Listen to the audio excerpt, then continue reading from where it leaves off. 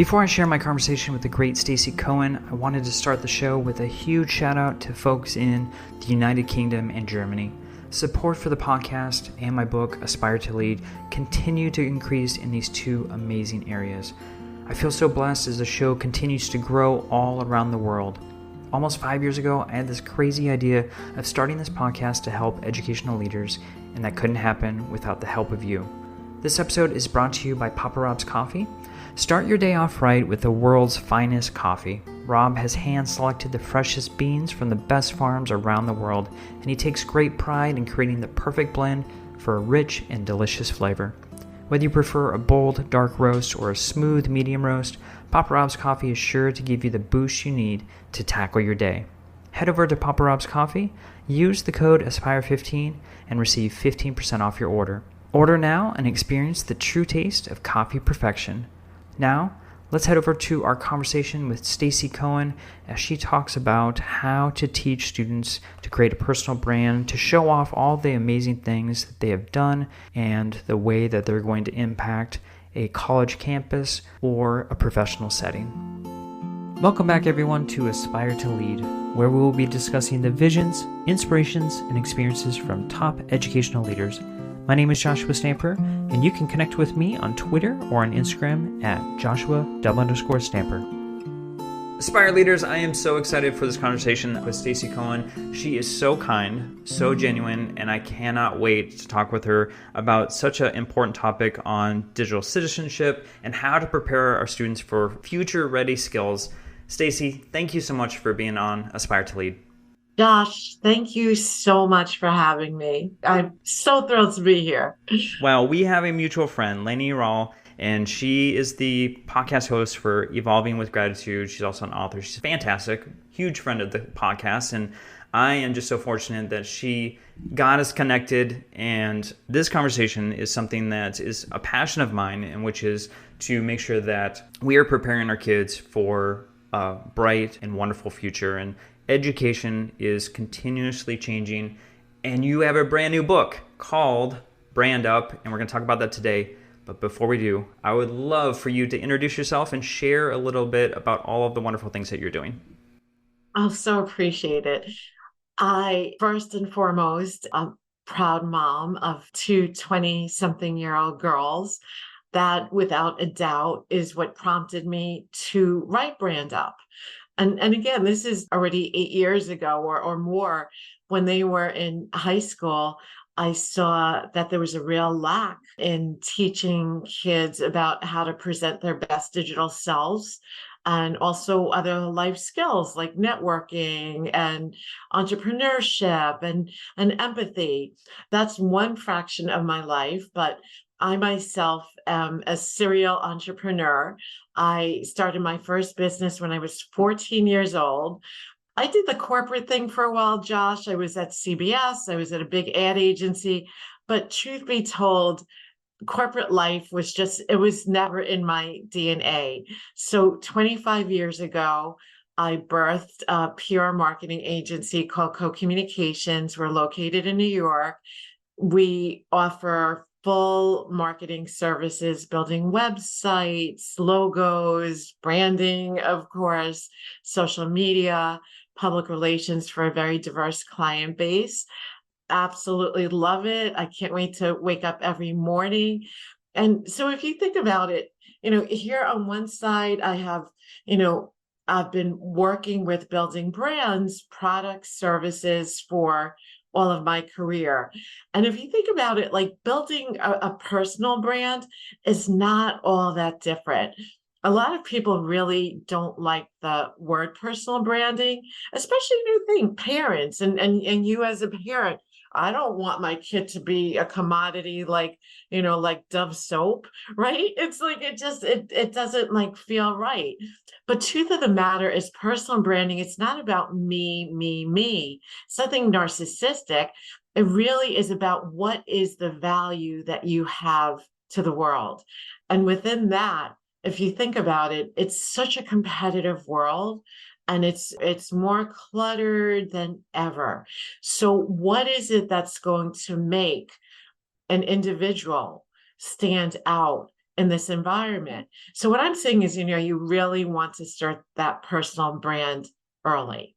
And so again, I lived my career helping, whether it's a product or a service or an individual, figuring out what their superpower is and then delivering it and packaging it in the right way so it will resonate with whoever their audience is.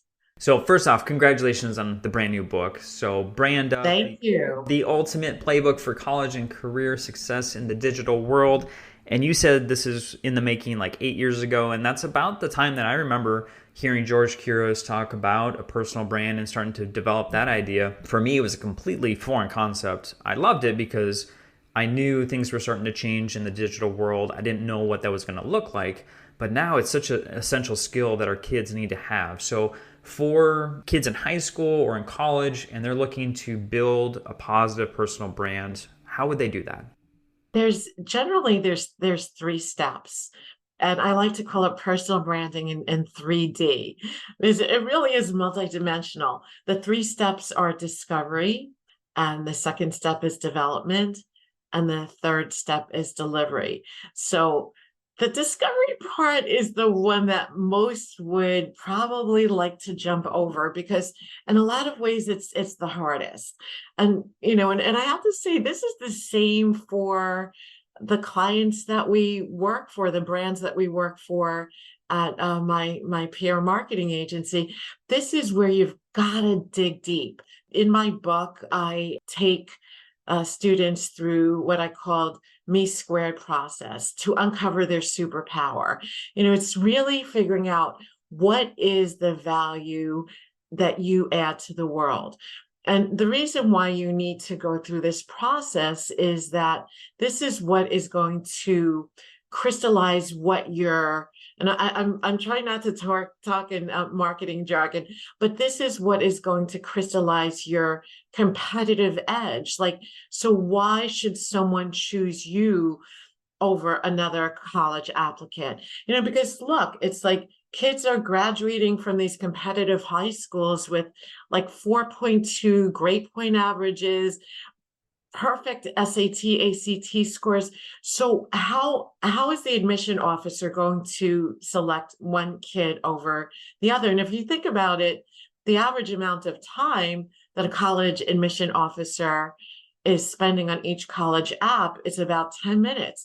So again, the discovery part is figuring out, why do you stand out? As part of that process, just as a little aside, is also speaking to friends, family, maybe if a student has a job, so it's your business colleagues, teachers, ask them, how do you perceive me? What adjectives would you use to describe me? So that's the discovery process. And then we go into, once you have, it's almost like you've heard the term elevator statement. It's like, so you're meeting on an elevator, you have like 20 seconds until you hit the lobby and someone says, who are you? What do? You want to be able to, boom, just tell them who you are and what value you add to the world. Then we go into the development stage. The development stage is where you're really developing your assets and your online profiles. You have to think about every single touch point at this stage. Even I'll share something with you, and I tell kids this, like even your email signature line, that's a great real estate asset, right? Like create a little tagline for yourself or some kids like will use a photo, and if they're an artist, they'll have a picture of their art behind them. So be creative. This is where you're going to develop your assets and your bio and of course a resume, if you will, and you want to be consistent. The third part of the equation is delivery. This is like, I think we all, it doesn't matter what age, we have to all think of ourselves as news channel, right? So we have to figure out where are our target audiences and what are they consuming? Are they on TikTok? Are they on Instagram? Are they on Facebook? And that's where we have to deliver. And the other part about communications for brands, business brands or personal brands, communications does not work if you just turn on the volume and then walk away. So you need that constant drumbeat. And so again, you have to figure out what channels to push your information through. But with college admissions, just want to add one thing. Really important, and this is why I dedicated a whole chapter to LinkedIn. I feel that every kid should be on LinkedIn by the time they're 16. So they get their driver's license, they also have their LinkedIn, right? And it's really important because college admissions is done so much differently now. There's big data, there's algorithms, and the schools are looking for, are you liking, loving, following them? If a kid wants to go to Vanderbilt and go to the engineering school, are they linked in with the chairperson of the engineering department? So these are all critical things. And also think about it. LinkedIn is just a great professional platform. And I also have a chapter on networking in the book because I think it's so important to develop that muscle as well. My girls who are in their 20s, they didn't always listen to me, but I would always say to them, you're both two very bright girls, but it's not always what you know, it's who you know. And so they would push back a little bit and say, no, I can do this on my own. But at this point, it's like they've been in the workforce for a bit and they understand it's like to be able to get that coveted job at Google or whatever you want in life, being well networked is a plus. There's so much to unpack. Yes. You have such a fantastic book, and it has so many resources and steps, and is such a vital guide to our young folks. And so I want to talk about the delivery piece, right? So as school leaders, as educators, how can we prepare our students to share their unique talents? Because you talked about LinkedIn, but I know there's so many other digital platforms that they can use to, share all of their perspectives and wonderful things that they're doing with the world, their potential future employer or future college. Great question. And look, it depends also what their interests are. Obviously, if a kid is artistically inclined, they want to be on Instagram or Pinterest. I also encourage kids to build their own website and, to grab the URL. I have to tell you, my business partner, Jess, she has two adorable boys, 5 and 6, and she was struggling with, before her first was born and with a name. And I said, listen, Jess, I said, whatever you do, just make sure the URL is available, because I encourage parents to purchase their kids' URL. And I know it sounds crazy, but it's part of life today. You cannot avoid it. I'm laughing here because I've never even thought about it. And I'm thinking about my own kids. Like, I need to go and do that. That's so important. For myself, like I had to, go through the process to find joshstamper.com. But growing up, that wasn't a thing. This podcast is a proud member of the Teach Better Podcast Network. Better today, better tomorrow, and the podcast to get you there. You can find out more at teachbetter.com/podcasts. Now let's get back to the episode.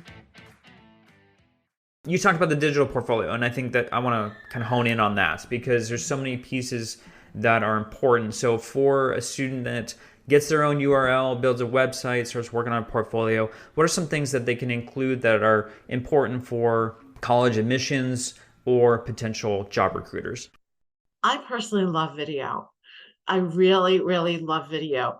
To be able to tell your narrative through video is so powerful. And also we all know that video is an incredibly engaging format. And I also think it will make a kid stand out. But with that being said, you want to do video right. Yes, you don't have to hire like a video production company and have all the bells and whistles. As a matter of fact, you want it to be organic. But at the same point, you want to make sure that you you're not filming like just sitting on your bed. You want to come across more professional, and just like you want to think of the same things that you would think of if you're going for a job interview, or if you're interviewing with a college admissions officer. And I think the big thing is being prepared, but by no means don't be like over scripted. I have an area of the book where I believe that kids should create what I call like key messages, or magnetic messages, I like to call them, and use them, whether they be in a thank you letter, writing to admission officer, writing to an alumni. Again, just these magnetic messages, getting them through the video. I also think, again, depending on what their field of interest is. I think it's like a kid could say on a college application, yes, I work with the local food bank. You know what? I'd rather see a photo of that on their Instagram or Twitter or LinkedIn. It's like, so highlight your achievements, highlight your activities. Like, you've got to be human. I think that's really important. You don't want to appear robotic. I have spoken to, and I know this world, I have spoken to so many college admission officers and educational consultants. And the one thing that they all tell me is that they can smell a phony like a million miles away. So they can tell when they're looking at an essay if the kid wrote it. I think it's the same with anything that you produce through your online portfolio. Be you, be authentic, and just let the best of you shine through. But it's like, at the same time, the college admission officer or a job recruiter, they're looking to find the best fit for their respective community. So do your research. Like, a lot of colleges, if you go online, they'll have like, the type of qualities that they're looking for to fit into their college campus. And you'll often hear words like leadership and innovative, and it's all about having good character. And I think letting your good character and good self show through will help you stand out from the rest. I also think like just doing something really different and unique. For example, if there are two kids, the same exact GPA, same test scores, one of them started a tutoring business in high school. Who is the admission officer going to lean towards? It's probably going to be the kid that started a business. I think you're 100% correct. And I think you've kind of tied this in with a lot of your responses. And I want to talk about social media more. Obviously, as an employer myself, when I was hiring teachers, right away I was going to the social media accounts and I was looking to see, what were they posting, what were they liking, all these different things. Because obviously, like you said, I'm looking for someone that's not only great as a teacher, but also has that character. And, I only know so much from talking with them across the table. So for our teachers, our leaders, preparing our students for the real world, what can they do to teach the students about digital citizenship and how to harness social media to their advantage? That's a great question. And I really think that ultimately my dream is that this is part of the curriculum in every school across the country. And I'll take that a step further. I'd love to see this translated into 20 different languages. Because you could break it down into different components. One part is like the whole personal branding, social media piece, how to leverage social media for an advantage. I do feel that while a lot of high schools are very progressive, there are still many that are older school and are telling the kids, stay off of social media. And I feel so the opposite. No, get on social media, but really put a spotlight on all the great things that you are doing, use it to your advantage, show the world how you're different and why you should go to the top of the decision makers list. So in terms of skills, I think kids are incredibly technologically brilliant when it comes to social media. and, like jumping on TikTok and throwing up a video. This is not an inborn skill. It's something as parents and teachers, we have to instill in the kids. Look at, for example, Harvard TED. In 2017, 20 kids got accepted into Harvard. And I know this statistic because I did a TEDx talk on this topic during the time. Harvard had an acceptance rate of 4.6%. Now Harvard has an acceptance rate of 3.2% because we see nationwide that acceptance rates amongst colleges, not just the elite, but they're declining. These 10 kids get into Harvard with the 4.6% acceptance rate, and they formed a private social media group. And because of bad social media behavior, their acceptances were revoked. I mean, I don't want to see kids like this ruin their lives in respect. You know what I'm saying? Like, I just want to give kids every advantage to put out their best selves. This shows you, and these kids were brilliant, but it shows you that smart kids are not always smart on social media. So we as educators and parents, we need to give these kids tools. I would love to see, it always surprises me that I'm helping kids, like telling them how to improve their LinkedIn, and so, have maybe like a LinkedIn class in high school. I think that would be brilliant. And also teach the kids, how do you start to grow your network on LinkedIn?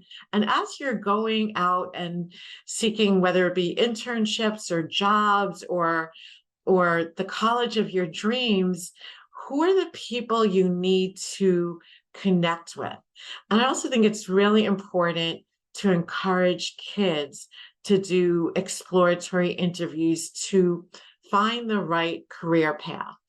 A lot of times the exploratory interviews are thought of once you graduate college. No, why can't kids do them when they're in high school?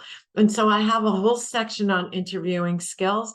This is another thing that I would love to see part of teaching kids, teaching them how to interview, and whether it's live or a Zoom call, teaching them, what kind of questions they should ask. And even something so simple, Josh, like as a thank you letter. I actually have template thank you letters in the book. And I tell kids that you need to respond. Like ideally, I would like to see them respond in like 3 hours, but you've got to respond within 24 hours to thank the interviewer. And here's a couple of templates that you could, make it your own voice. And so again, these are not inborn skills. And you can't always think that the parents are necessarily teaching their kids. This is, I guess, like also part of just like etiquette, right? Oh, for sure. And I was thinking like communication skills, just how to build an email, how to write a DM to someone. I mean, things that we do learn eventually, but that should be as young as, like you were talking about. I mean, in high school, they have social media, but is it a professional way of communicating? I think that piece is lost. Yes. And you know what? You bring up a great point also, because yes, we caution our kids on safety and passwords and security and all of that. But think about it. And kids are still really ignorant about this. Like, it's not just, I of course tell kids, you've got to pause before you post and put it through, what I call a pure test. But you also have to be careful. A lot of kids, and it blows my mind, they think that texting is safe. But you and I both know it is not. A text could be screenshot so easily and spread out there to the world. So it's just like these little tips I think kids really need to be made aware of a lot earlier on. Yeah, I mean, social media is not going anywhere. So we need to lean into it as an educational community. We can't hide from it. We can't ban it. I mean, that doesn't help them in any way. So I agree with that. I hope folks and leaders especially are listening and finding some way to create a curriculum or, purchase one or whatnot to make sure that they're preparing their students for those future ready skills. And you had talked about something really important, and I want to talk about this. This will probably be our last question here before we get into more of the book and some of the projects that you've got going on, but how to teach networking, because you are so right. I try to teach my own kids this, is it's not what you know, but who you know. And they don't understand that concept, but it's so vital for any adult as they are pursuing whatever dream they have. What are some things that we can teach them in regards to networking techniques? Great question. So again, there's online and there's offline networking. I encourage kids, and this is not in their comfort zone. They've got to stretch a little bit. To me, there's still nothing that will ever replace like face-to-face. How thankful are we for Zoom? Because when COVID hit, it's been a lifesaver, but kids need to get out and join clubs. There may even be some opportunities to get like a junior position or shadowing, get on a board of a nonprofit, volunteering. All of these things will help with networking skills. And networking skills is basically, to me, it's about building relationships. And so building relationships, it's an exchange, right? It's give and take. And so you really want to curate your network. I think the first rule of thumb is you want to curate your network very carefully. Like your network is your pot of gold. And so you want to make sure that the people within your network, that they are going to support your goals and they're going to align with you and they're going to root for you. But it's also you want to always make sure that you're giving back value and you're showing gratitude. The other thing with networking is I really think, you've got to practice it. You've got to practice it. And there's so many different groups. Like, so maybe you're not comfortable. Maybe a kid is not comfortable going to a big event. Like, let's just say it was a STEM student and, they heard about an event in their area that they could meet with other STEM students and other STEM leaders. Maybe they're not comfortable with that yet, but maybe they could get on an online group where they participate. I think it's just important for them to let their voice be heard. And again, in order to do that, I just think you just need a little practice. Figure out, like how to introduce yourself. Again, this all goes back to the discovery part of the book and the little bit of the, your value statement and who you are and what your aspirations are. It doesn't have to be like a long-winded conversation, but just have like 3 message points or also have a question. I think the easiest networking is one where you all have a passion for a particular topic. So what this STEM kid could ask for is like, what do you ultimately want to do for your career? Are you interested in biosciences and, striking up conversations? I think that's a big part of networking. It's communicating, right? But it doesn't always come naturally, especially in such a text heavy world. I think that the third part of networking is maintaining relationships. So you really want to stay in contact. You want to express your gratitude. You can't say thank you enough. And it goes with it without saying that also give more than you take, and then just keep these relationships alive. Like, don't just network to accumulate names. You've got to build them. If you know that it's their birthday, like simple things, right? If you know it's their birthday, hey, happy birthday. Hope amazing you has an amazing day. Just simple things really add up. Because the important thing is in order for someone to choose you or to help you, you have to be likable. And they have to trust you. And building that relationship will build the trust. All right, Aspire Leaders, you need to jump onto the show notes, click on the link for Brand Up, the ultimate playbook for college and career success in the digital world. And I want to give you one last chance, Stacey, to talk about the book, because I know there's a lot of resources, a lot of action steps within that. So what are they getting when they're purchasing Brand Up? So they are getting a lot of gems, I would say, because it was, sometimes I was a little concerned, are they getting too much information, right? But I would say that there's information on there on interviewing, networking, exercises, tips, resources on where to find a great internship. If you're interested in entrepreneurship, there's a chapter also on entrepreneurship, on empathy, on volunteering opportunities. But a lot of people's favorite chapter is I have a chapter on, it's called Winning the College Admission Game. And I have quotes. I asked over 40 college admission officers and educational consultants, what is it that makes kids stand out during the college admission process, and how can they best use social media to leverage themselves? And so I actually got well over 100 responses. I took the best of the best. I culled it down to 45 quotes from these exceptional experts, and it's in one chapter. So, I have to tell you, parents love that chapter too. And as a matter of fact, before the book came out, a lot of my friends who have college-bound kids were like, could you just send me that chapter, Stacey? I just, because I had told them about the chapter, and it was like so much fun to work on it and speak firsthand, because I am not an admission officer. You know what I'm saying? So I wanted to hear from them.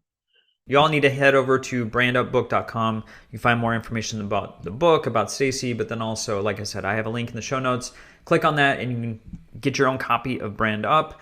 Stacey, you had talked about a TEDx talk that you did. I'm very curious on the topic and what you spoke on. So it was called Branding. Thank you for that. It was called Branding from Birth. What's in a Name? I did it in 2017. One thing that we didn't discuss, I'm actually a twin.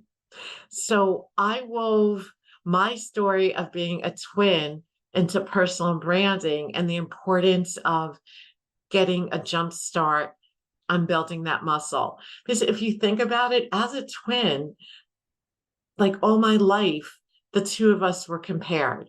It's like, why do you get better grades than your sister? How come you weigh more than your sister? And even like birthday presents, people didn't want to, make one jealous, so we would get the same exact gifts. Sometimes it'd be in a different color. So forming my own identity was so important for me. So the TEDx talk, it weaves my story of being a twin into my passion for the topic of personal branding and the importance of really finding your uniqueness.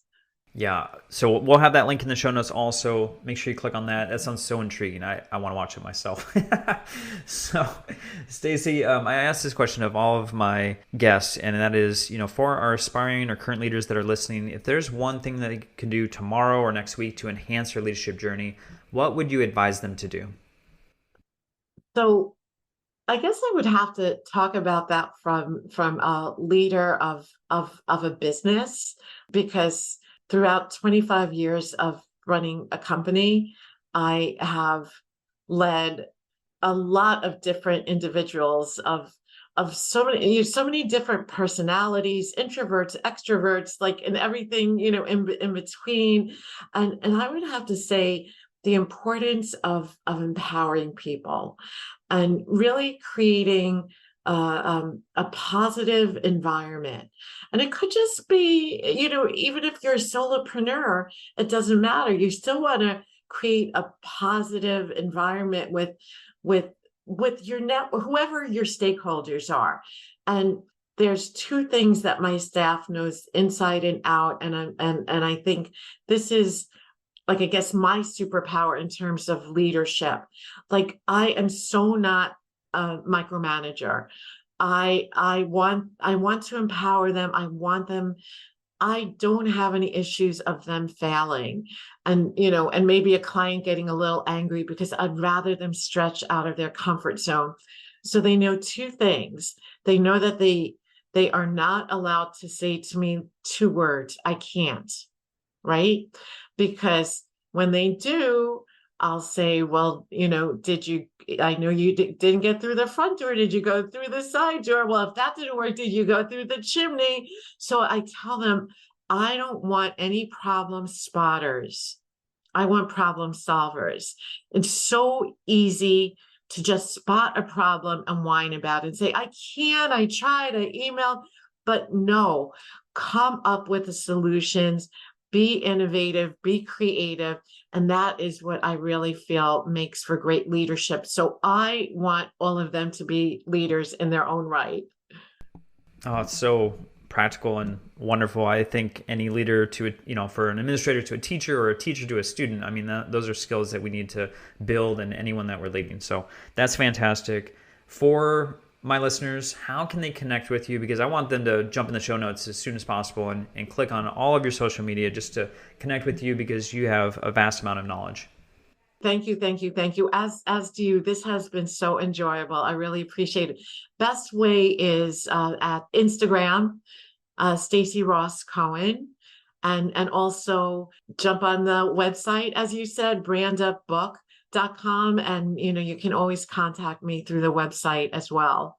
Yeah, definitely go to the website, brandupbook.com. If you're looking for all of the different links for Stacey, she has that on there, and there's a ton of information on the website, including her book. So again, Brand Up, make sure that you're clicking on the link and grabbing that as soon as possible.